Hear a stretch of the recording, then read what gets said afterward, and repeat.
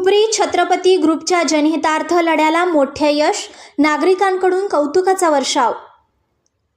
हुपरी तालुका हातकणंगले येथील छत्रपती ग्रुपचे अध्यक्ष श्री प्रमोददादा पाटील यांच्या आदेशाने व छत्रपती ग्रुपचे संपर्क प्रमुख सौरभ खोत यांच्या मार्गदर्शनाखाली छत्रपती ग्रुप हुपरी शहर यांच्या माध्यमातून भटक्या कुत्र्यांना पकडून त्यांच्या अन्न पाण्याची व्यवस्था करणे, निर्विजीकरण करणे, शस्त्रक्रिया करणे, अँटी रेबीज लसीकरण करणे अशा अनेक समस्या सोडवण्यासाठी हुपरी नगर परिषदेला निवेदन देण्यात आले होते। भटक्या कुत्र्यांमुळे नागरिक, लहान मुले, पाळीव प्राणी यांना धोकादायक ठरत होते। हे छत्रपती ग्रुपच्या सदस्यांना लक्षात येताच मोहीम हातात घेतली।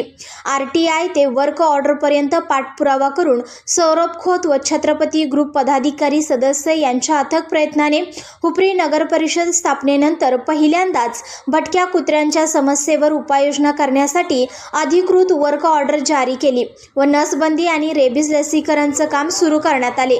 यामुळे हुपरी नगर परिषद व जवळील परिसरातील नागरिकांमधून छत्रपती ग्रुपच्या सर्व पदाधिकारी सदस्य यांच्यावर कौतुकाचा वर्षाव होत आहे।